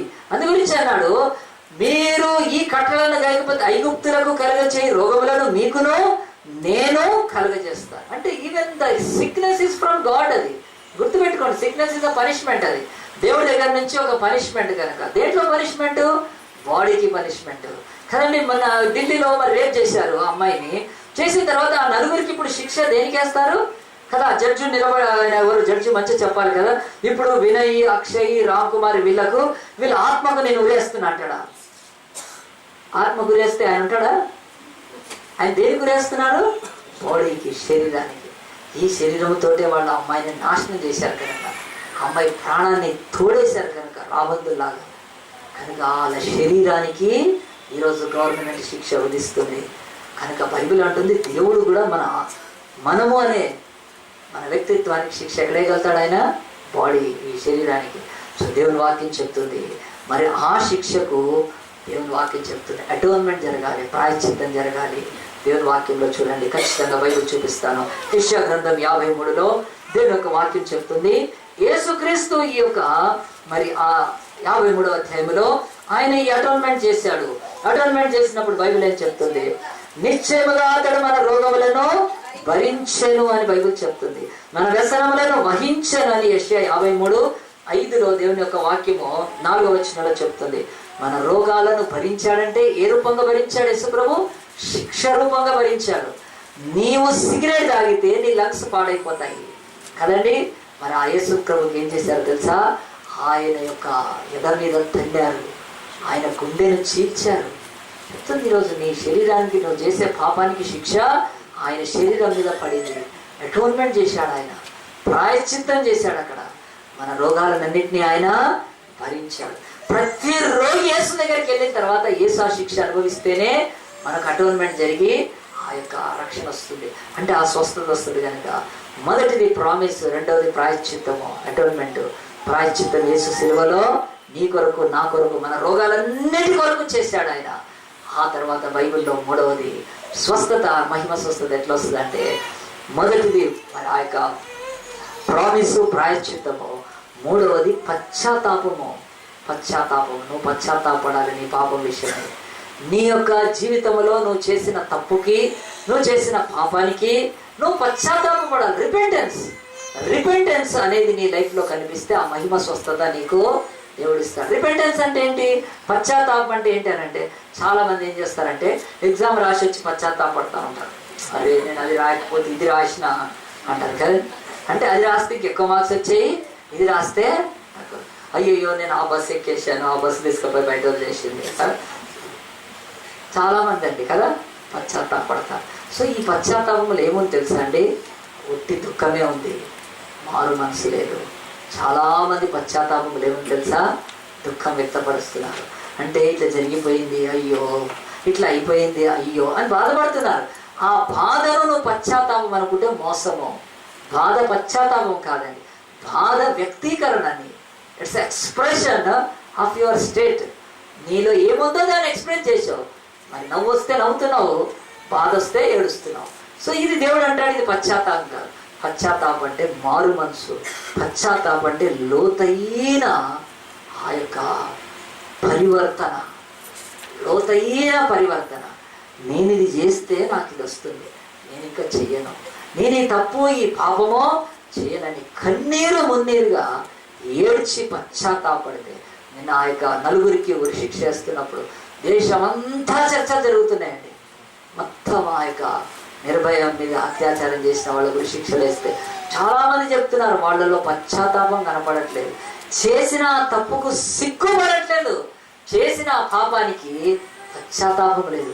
అట్లాంటి పశ్చాత్తాపం కనిపిస్తే వాళ్ళు జైల్లో పడ్డ రోజు నుంచి అన్నం తినరు, ఏడుస్తుంటారు, వాళ్ళు నిరాకరిస్తారు. అయ్యో నన్ను బట్టి ఒక అమ్మాయి ప్రాణము, ఒకళ్ళ బ్రతుకు చిరికిపోయింది, నాశనం అయిపోయింది అని ఒక డీప్ భావన లోపల నుంచి వచ్చి ఏం చేస్తారంటే వాళ్ళు ఎంతోమంది జైల్లో వేస్తే అన్నం తినాలండి. అలాంటి వాళ్ళని జైలర్స్ గుర్తుపడతారు, ఈజీ గుర్తుపడతారు. పశ్చాత్తాపం అనేది కనిపిస్తుంది. కానీ వీళ్ళకు లేదు కనుక దేవుడు అంటున్నాడు, ఎవరైనా దేవుడి స్వస్థత పొందుకోవాలి మహిమ అంటే జెన్యూన్ రిపెంటెన్స్ ఉండాలి, పశ్చాత్తాపం యథార్థమైనది ఉండాలి. ఎయిడ్స్ తెచ్చుకున్నోడు కూడా పశ్చాత్తాపడితే దేవుడు ఈరోజు స్వస్థపరుస్తాడు. ఎయిడ్స్ ఎందుకు వచ్చింది నా శరీరానికి? దీనికి మందులు లేవు లోకంలో.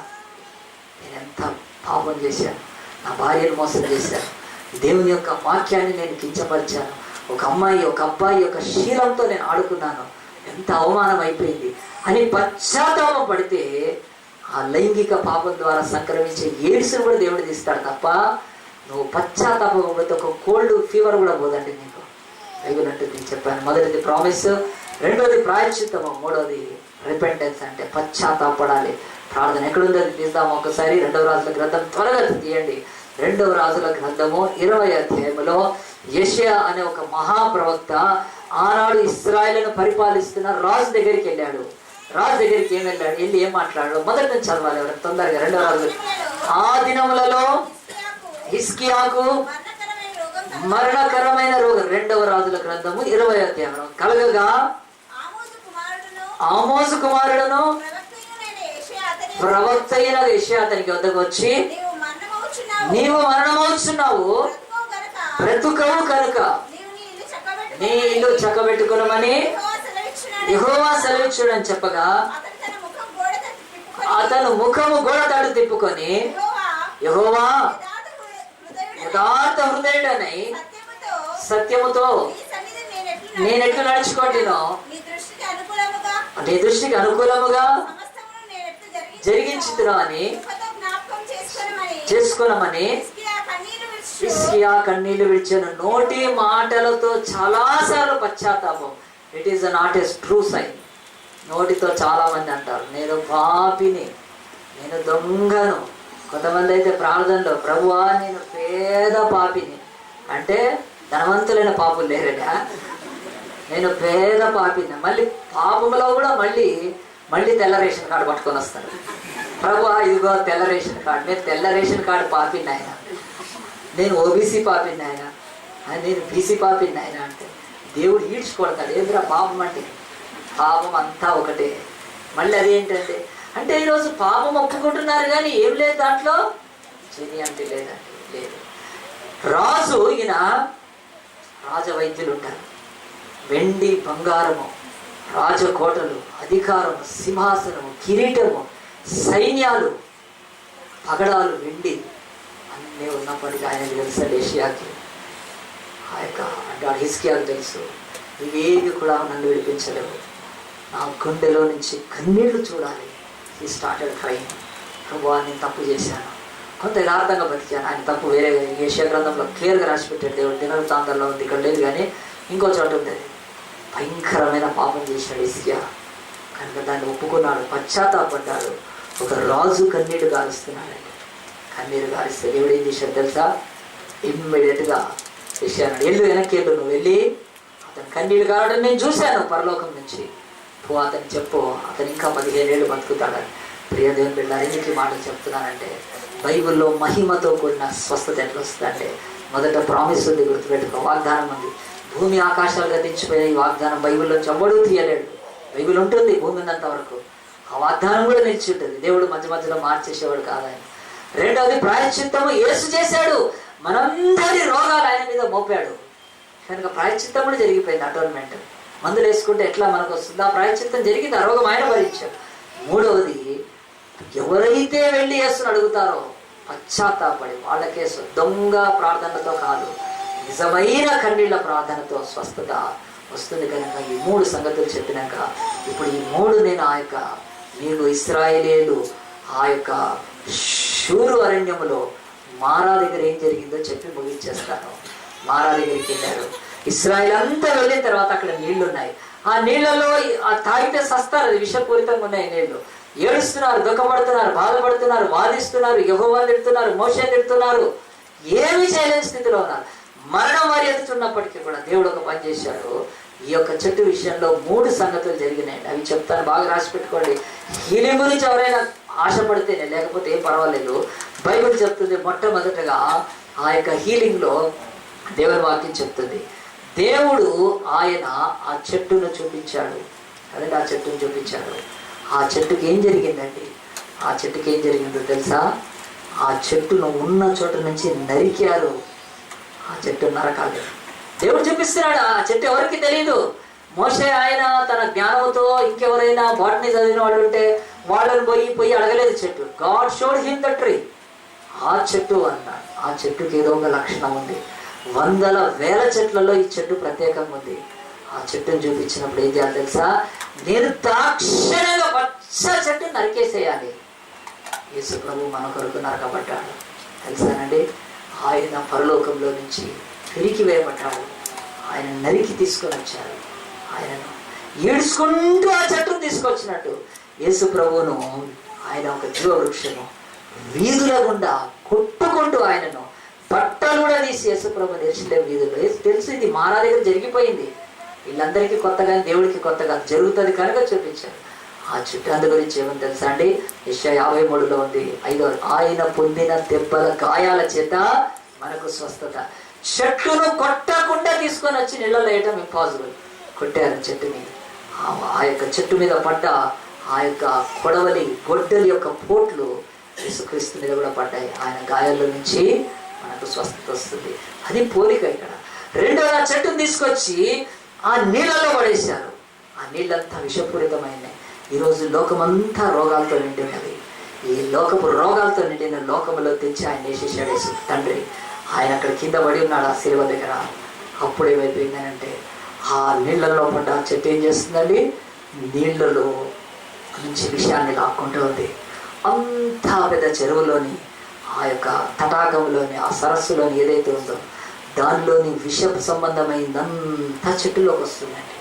అందు గురించి యెషయా 53లో నిశ్చయముగా అతడు మన రోగములను భరించాడు. నిశ్చయముగా నీళ్ళల్లో ఉన్న విషమంతా కూడా చెట్టులోకి వస్తుంది. ఆ చెట్టులోకి రావడం మొదలుపెట్టింది అంతా. అది పీల్చుకోవడం మొదలు పెడుతుంది. మీరు ఒక పేపర్ని తీసుకొని నీళ్ళల్లో వేయండి అండి, ఏమవుతుంది? ఆ నీళ్ళల్లో పేపరు పీల్చేస్తుంది. పేపర్కి ఆ గుణం ఉంటుంది కదా. ఒక స్పంజని తీసుకెళ్ళి నీళ్ళల్లో వేయండి, అది ఏం చేస్తుంది? నీళ్ళను లాక్కుంటుంది. మన బట్టలు తీసుకొని నీళ్ళల్లో వేయండి, అవి పీల్చుకుంటాయి.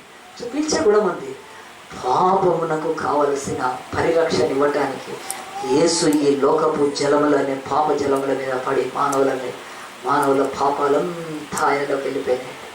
ఆ తర్వాత బైబిల్ చెప్తుంది మూడవది, ఆయన ఆ పాపాలు పీల్చుకున్నాక నీళ్ళు ఏమైపోయినాయండి? మధురంగా అయిపోయినాయి. నీళ్ళైతే మధురంగా తాగుతూ ఉన్నారు. కానీ అక్కడ ఒక్కడు వచ్చి ఏం చేయట్లేదు తెలుసా? మనకు నీళ్ళిట్లా బాగైనాయి కదా, మోసే చెట్టు నరికేశాడు కదా, ఆహా ఓహో నీళ్ళు తాగి బతికి అనుకుంటారు. కానీ ఆ చెట్టు వైపు చూస్తే మనుషులు చూడలేరు ఆ చెట్టుని. పచ్చటి చెట్టు. ఆ విషయం ఎక్కినాక ఏమైపోయింది తెలుసా? స్వరూపము సొగసు కోల్పోయింది. అది రాస్తాడు యెషయా 53లో. అతడు ఆయన ఎదుట లేత మొక్కవలెను, ఎండిన భూమిలో మలిచిన మొక్కవలె ఉండెను. అతడు యేసుక్రీస్తు, ఆయన తండ్రి అని యెహోవా ఎదుట పెరిగాడు. మరియా ఎదుట కాదు, యోసేపు ఎదుట కాదు. ఎండిన భూమిలో లేత మొక్క వలె పెరిగాడు. ఈ భూమి సారము లేకుండా పాపము దుర్మార్గతతో నిండిపోయి నీతి లేని ఎండిపోయిన భూమిలో ఆయన పెరిగాడు. ఒక్క తప్పు మాట్లాడలేదండి ఆయన. బతుకంతా ఆయన ఏంటంటే నన్ను తీసుకెళ్ళిపోయి ఆ నీళ్ళలో పడేస్తే ఆ పాపము నేను భరించాలని యేసు ప్రభు పాపం. అలాగ నా లేత మొక్క, ఎండిన మొక్క పెరిగి పెద్దగైనాక అతడు స్వరూపము సొగసుకోలేకపోయాను. యేసుక్రీస్తుని చూడలేనంతగా ఆయన ముఖమంతా రక్తం, శరీరం అంతా రక్తం, కొరడాలతో చీల్చేసేసారు. కాళ్ళలో మేకుల రక్తం. కనుక ఆ చెట్టు ఏమైపోయిందండి? స్వరూపం సొగసుకోలేకపోయింది. ఈ రోజు వరకు కూడా ఎవరైనా వచ్చి స్వస్థత ఎట్లా పొందుతారంటే ఆ చెట్టును చూడాలి. ఆ యొక్క ఎండిపోయిన చెట్టు మీద యేసు ప్రభువుని చూడాలి. ఆత్మనేతరాలతో చూడాలి, శరీర నేతరాలతో కాదు. చూసేసయ్యా నా పాప రోగం కొరకు ఎంత శిక్షణ అనుభవించావు అని పశ్చాత్తాపడితే అక్కడే నీళ్ళు స్వస్థత జలాలు తాగి నువ్వు వెళ్ళిపోతావు. నువ్వేం భరించనక్కర్లేదు. నువ్వు దేవుడు ఆ యొక్క స్వస్థతనిచ్చి పంపిస్తానండి. ఇప్పుడు అర్థమైందా? 3 సంగతులు చెప్పాను. చెట్టు నరకబడి తీసుకొచ్చి యేసు గాయాలు పొందాడు, విపరీతంగా కొట్టారు ఆయన నరకబడ్డాడు. రెండోది చెట్టును తీసుకొచ్చి నీళ్ళలోనే వేసాడు. యేసుక్రీస్తుని తీసుకొచ్చి పాపుల మన మధ్యలో వేసేసాడు తండ్రి. మన పాపాలన్నీ ఆయన భరించి అటెంప్ట్ చేసేసాడు ఆయన. ఆ తర్వాత ఆయన స్వరూపము సొగసుకోలేపాడు. ఇలాంటి దైవిక ఒక ప్రక్రియ 2000 సంవత్సరాల క్రితం జరిగి స్వస్థత అనేది ఈరోజు భూమి మీదకి వచ్చింది. కనుక స్వస్థత అంటే స్వస్థత సభల్లో జరిగేది, అది అద్భుతమైన స్వస్థత కాదని కాదు. దేవుడు అంటాడు నీలో స్వస్థత నిల్చోటానికి నీ జీవితంలో ఇవి జరగాలని బైబిల్ చెప్తుంది. యేసు ప్రభు దగ్గరికి చాలా మంది వచ్చారు. యేసు ప్రభు ఆఖరిగా వినండి, 2 మాటలు చెప్పి ముగిస్తారు. యేసు ప్రభు దగ్గరికి కుంటి వాళ్ళు వచ్చారు. కుంటి వాళ్ళు రాగానే దేవుడు కుంటి వాళ్ళని నడిపించారు. ఎట్లా నడిచారు కుంటి వాళ్ళంటే యేసు కాళ్ళు విరగొట్టబడి ఇంత మేకు కొట్టారండి. ఆయన భరించాడు. ఆయన యేసు ప్రభు ఆయన ఊచ చేయగలవాన్ని బాగు చేశాడు. కానీ ఆయన చేతుల్లో మేకులు దించి పారేసేశారు. ఆయన అందు గురించి వచ్చేయని బాగు చేశాడు. ఆ తర్వాత యేసు ప్రభు ఆయన మూగవాళ్లకు మాటలు ఇచ్చాడు. ఆయన నోరు పగలగొట్టి రక్తసిక్తంగా వచ్చేటట్టు ఆయన ముఖాన్ని చిగురం చేశారు. అందు గురించి మూగవాడు మాట్లాడాడు. ఆయన బదులులకు చెవిటి గల వాళ్ళకి ఇచ్చారు. ఆయన చెవుల ఎదుట దూషణలు వినలేని మాటలు ఆయన కూబల మీద కొట్టారు. ఆయన చెవుడు వాడైపోయాడు. అంతా కారు చీకటి కమ్ముకొనిపోయి ఒక్కొక్కడు దూషిస్తున్న విలువలు అలాగున చెవిటి వాళ్ళు ఎట్లా రక్షపడ్డారంటే బైబిల్ చెప్తుంది. ఆయన చెవులు దూషణలతో పొడి చేశారు. చివరిగా గుడ్డివాళ్ళ కళ్ళు ఇచ్చాడు. యేసు ప్రభు ఎట్లిచ్చాడు గుడ్డివాళ్ళ కళ్ళు? యేసు ప్రభు కళ్ళు చీకటి అయిపోయింది, గుడ్డివాడైపోయింది. బైబిల్లో లేదు కదా పాస్టర్, నేను నా చౌను లేదు బైబిల్లో కానీ చెప్తున్నాను. ఆయన కళ్ళు చీకటి అయిపోయినాయి. ఆయన గుడ్డివాళ్లకు కళ్ళు ఇవ్వగలిగాడు. కానీ ఎట్లా ఇవ్వగలిగాడంటే ఆయన కళ్ళని చీకటి చేసుకున్నాడు. తలలో ముళ్ళ కిరీటం పెడితే రక్తం కారుతా ఉంది. రక్తం కారుతూ ఉన్నప్పుడు, తలలో రక్తం కారుతున్నప్పుడు కళ్ళు బయలు గమ్ముతాయా లేదా? ఆయన కళ్ళు ఇంత రక్తం ఇట్లా కారుతుంది. ఆ కళ్ళు కొంచెం తీరట్లా చూస్తున్నాడు అంతే యేసు ప్రభు. కానీ ఆయన కళ్ళను పొడి చేయలేదు. కానీ కళ్ళను పొడవట కంటే భయంకరంగా తలను పొడిస్తే రక్తం కారుతుంది. కళ్ళు చీకటి అయిపోయింది. యేసు ప్రభు గుడ్డివాడికి కళ్ళు వేయడానికి తన కన్నులు, మూగవాడికి మాట్లాడటానికి తన నోటితో పాటు, కుంటివాడిని నడిపించడానికి తన కాళ్ళను పొడవటానికి ఇచ్చిన యేసు ప్రభు అంటాడు దైవిక మహిమ స్వస్థత బైబిల్లో ఉంది. నీ జీవితంలో ఈ స్వస్థత పొందుకోవాలంటే బైబిల్ అంటుంది నేను నమ్మాలి. నేను నమ్మను ప్రభు అంటే ఏమీ పర్వాలేదు. కానీ నమ్మిన నా బ్రతుకులు అంటే 15 సంవత్సరాలు ఈరోజు మెడిసిన్ లేకుండా ఎట్లా ఉన్నానంటే బైబిల్లో యొక్క వాక్యం నాకంటే కూడా ఇంకా దైవసేవక ఏసన్న గారు ఆయన బతుకంతా మెడిసిన్ వేసుకోలేదు. వాళ్ళ సిస్టర్ ఆమె వేసుకోలేదు. బాంకే గారి మిస్సెస్ కానీ చాలామంది ఉన్నారు. అయితే ఇక్కడ ఒక విషయం చెప్పి ముగించాలి. ఒకసారి ఒక పెద్ద గొడవ అవుతుందండి. ఆ గొడవ అవుతుంటే ఒక వాగ్వివాదం అవుతుంది. ఆ వాగ్వివాదంలో అందరూ ఒక్కొక్క మాట చెప్పారు. ఒక ఆయన ఒక మాట చెప్పారు. ఈ మాట చెప్పిన తర్వాత చివరికి ఏం జరిగిందంటే ఆ ఒక్క వ్యక్తి చెప్పిన ఆయన ఒక్కడే తన వాదాన్ని, ఆ తర్వాత ఆయనకు వ్యతిరేకంగా మాట్లాడి అది కాదని చెప్పిన వాళ్ళు 699 మంది అండి. మీరు ఇప్పుడు చెప్పండి ఎవరి మాట కరెక్ట్? ఒక్క ఆయన చెప్పింది కరెక్టా? 699 మంది చెప్పింది కరెక్టా? ఖచ్చితంగా ఈ లోకం అయితే 699 మంది చెప్పిందే నిజము అని ఈ లోకం అటాచ్ చేస్తుంది. అంటే దాన్ని నమ్ముతుంది.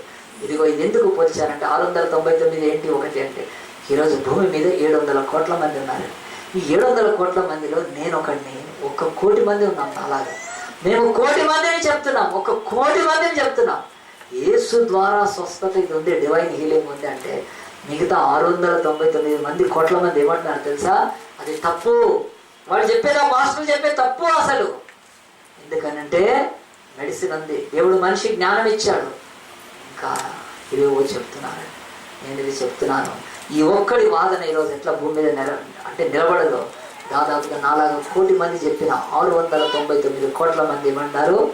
హీలింగ్ అనేది లేదు, హీలింగ్ అనేది నమ్మడానికి లేదు అనేది చెప్తూ ఈరోజు లోకాన్ని మోసం చేస్తున్నారు. కనుక నిర్గమకాండం 15:26 వచనంలో చెప్పబడే దగ్గర నుంచి పరలోకానికి వెళ్ళాక జీవ నది అక్కడ ప్రవహిస్తుంది అని రాయబడింది. దానికి ఇరువైపులా చెట్లున్నాయి. అవి 12 మాసాలు అవి స్వస్థతనిస్తున్నాయి. ఈ లోకంలో ఉండే ఈ కండిషన్, సిక్నెస్, డిసీజ్, అది పరలోకంలో ఉండదు అని మనం నమ్ముతాం కదా. దాని రుచి భూమి మీద నాలాంటి వాళ్ళకి ఇస్తున్నాడు. ఎస్, నీ జీవితంలో కూడా ఆ హీలింగ్ అనేది ఈ భూమి మీద ఉన్నాక ఖచ్చితంగా నువ్వు పొందుతావని బైబిల్ చెప్తుంది. కనుక అందరము తలలు వంచి దేవుని సన్నిధిలో ఒక ప్రార్థన చేసుకుందాం. దేవా, ఈరోజు హీలింగ్ గురించి నీ దాసులు చెప్తున్నారు. 15 సంవత్సరాలు తన జీవితంలో డివైన్ హీలింగ్ బైబిల్లో ఉన్నది. నువ్వు అతనికి చూపించి 15 నిరవధిక సంవత్సరాలు ఈ భూమి మీద మందుల మీద ఆధారపడకుండా కూడా ఒక దేవుని బిడ్డ దేవుని యొక్క వాగ్దానాన్ని నమ్మి, జరిగిన అటోన్మెంట్ నమ్మి, ఆ తర్వాత యథార్థమైన ప్రార్థన చేసుకుంటే అది తప్పక మరి హీల్ అవుతాడు. ఇంకొక మాట అలాగుంటే వంగి తల్ల వచ్చి రాసుకోండి. హీలింగ్ అనే మాట హోలీలోంచి వచ్చింది, లాటిన్లో నుంచే ఇంగ్లీష్ వచ్చింది. కనుక హీలింగ్ అని వాళ్ళు ఏదైతే వాడుతున్నారో అది దేనిలోంచి డెరైవ్ చేశారంటే హోలీలోంచి. As long as you are holy, the healing will be automatically in you. నువ్వు ఎంతకాలం పరిశుద్ధంగా ఉంటావో అంతకాలము నీకు స్వస్థత నీలో ఉంటుంది. దేవుడి వాక్య ప్రకారము హీలింగ్కి హోలీకి ఎంత దగ్గర పడిందంటే హీలింగ్ అనేది హోలీనెస్లోనే ఉంది. ఎందుకు ఈరోజు క్రైస్తవ సమాజంలో రోగాల బారిన పడి మరి లోకంలో డాక్టర్ల చుట్టూ, వైద్యుల చుట్టూ, మందుల చుట్టూ తిరుగుతున్నారంటే నేను ఎట్టి పరిస్థితుల్లో నన్ను అపార్థం చేసుకోదు. వైద్యము తప్పు కాదు అని నేను చెప్తున్నాను. వైద్యము దేవుడు లేని వాళ్ళకి, అది దేవుడు లేని వాళ్ళకు అని చెప్తున్నాను. నిబంధన లేని వాళ్లకు వైద్యులు లోకంలో, కానీ దేవుని ప్రజలు నిబంధన ప్రజలు. యేసు వాళ్ళ కొరకు అటోన్మెంట్ చేశాడు. తను పొందిన దెబ్బల గాయాల చేత ఈ లోకానికి స్వస్థత ఇస్తాడు. కానీ కొంతమంది ఏమంటారంటే స్త్రీలకు కాదు అంటారు. యేసు ప్రభు చెప్పేవాడేమో ఆయన, నేను పొందిన దెబ్బల గాయాల చేత పురుషులకే స్వస్థత అని చెప్పాడు. అది అబద్ధం అనేది. అది ఎవరైనా దైవ సేవకులు అంటారు, ముఖ్యంగా ఉమెన్ ప్రీచర్స్ అంటారు, బ్రదర్ అది స్త్రీలకు కాదంటే. యేసు ప్రభు చెప్పేవాడమ్మా, మరి నిన్ను స్వస్థపరచు యెహోవానని చెప్పి నేను పురుషులను స్వస్థపరచు రాఫాను అని చెప్పుకునేవాడు దేవుడు. కాదు కాదు, అది స్త్రీలకు పురుషులకు అందరికీ ఉంది స్వస్థత.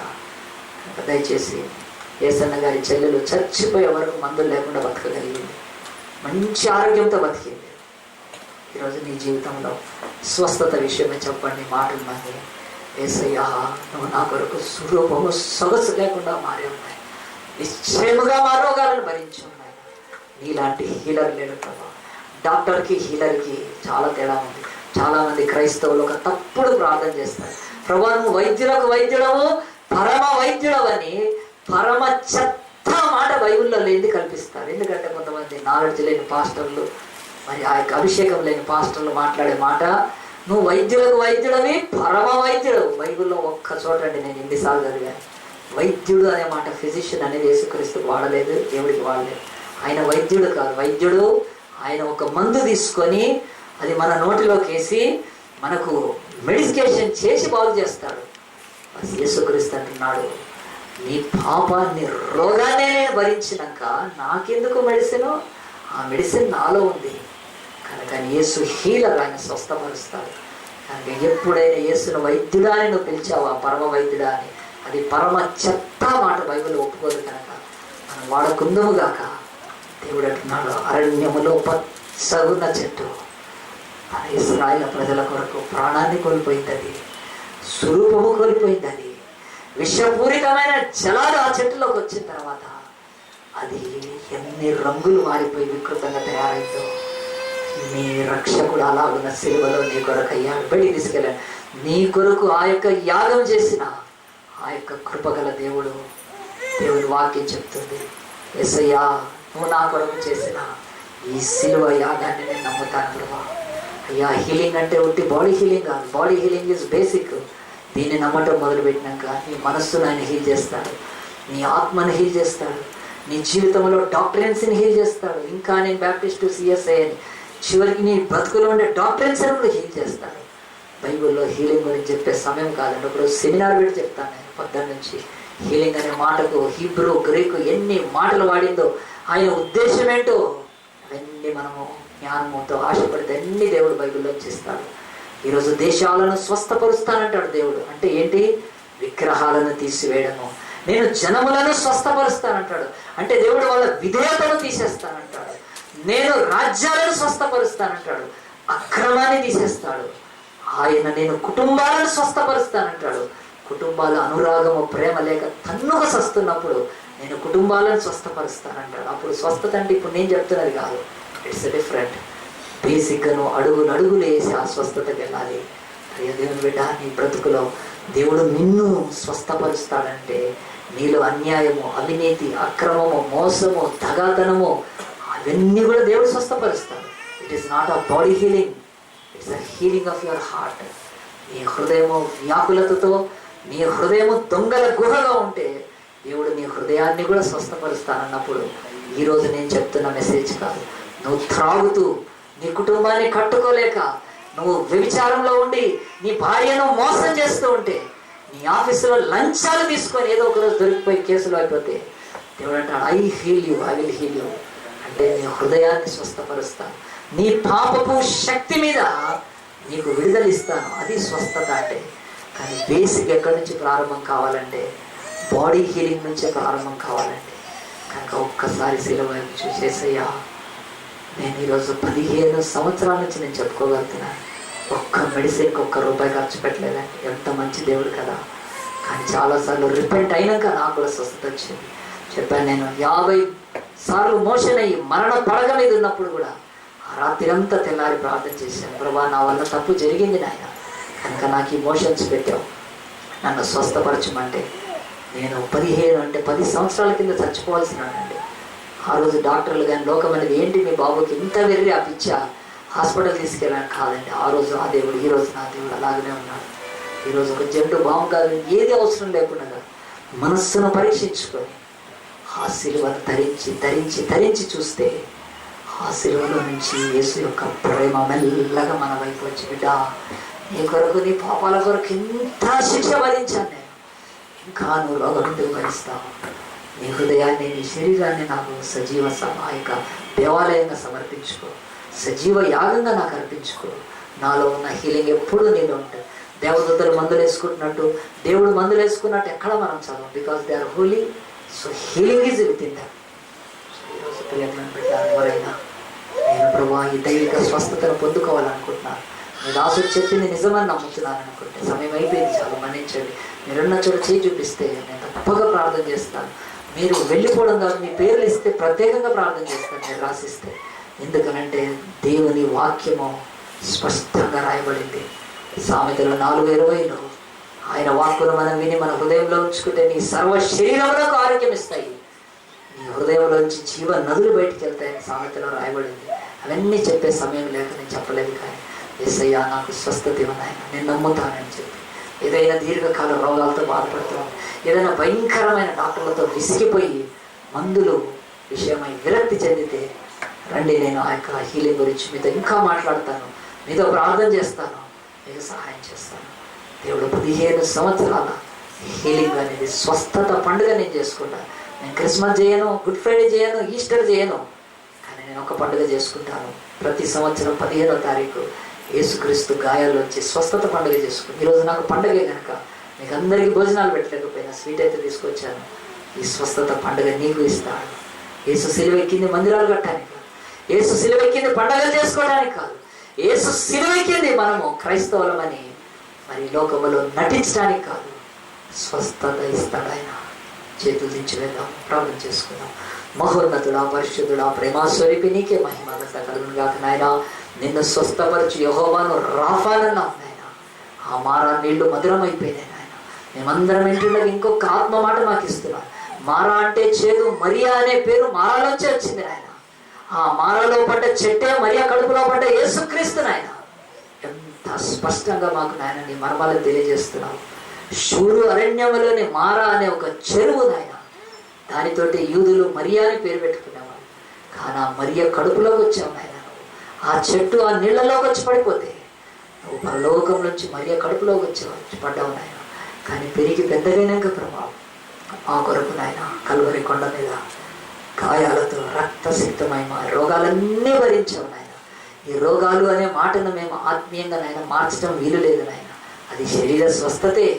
కనుక దాన్ని మేము నమ్మి పొందుకోవడానికి మాకు మంచి విశ్వాసాన్ని ఇవ్వమని చేతులెత్తిన బిడ్డలకు తగిన కృపనిచ్చిన ఆయన ఇక్కడి నుంచి ధ్యానిస్తున్నాయన ఈ చర్చిలో 2 ఏళ్ళు 3 ఏళ్ళు 5 ఏళ్ళు మెడిసిన్ వేసుకోండి అన్నారు ప్రభా. నా తర్వాత అలాంటి బిడ్డల్ని ఇంకా బలపరుస్తూ ఈ లోకానికి మేము సాక్ష్యం చెప్పేవారు ఉంటారు. సహాయం చేయమని, మితమైన వాక్యానికి నారు కట్టి నీరు పోసి నిరంతరం ఫలింపచేయమని, స్వరూపము సొగసు కోల్పోయి కుష్ఠు వ్యాధులను కూడా చూడగలుగుతాం, కానీ నిన్ను సిలువలో చూడలేనంతగా ముత్యారు ఆయన బాధ పెట్టారు కనుక అలాంటి యేసు స్వామి నీవే మాకు స్వస్థతను ప్రసాదించి ఆ విశ్వాసాన్ని బలపరిచి ముందుకు నడిపించమని నీకే మహిమ ఘనతలు తండ్రి ఆరోపించుకుంటూ నా పట్ల నాయన నువ్వు చేసిన ఈ గొప్ప మేలును బట్టి నా ప్రాణమా యెహోవాను సన్నిధించు.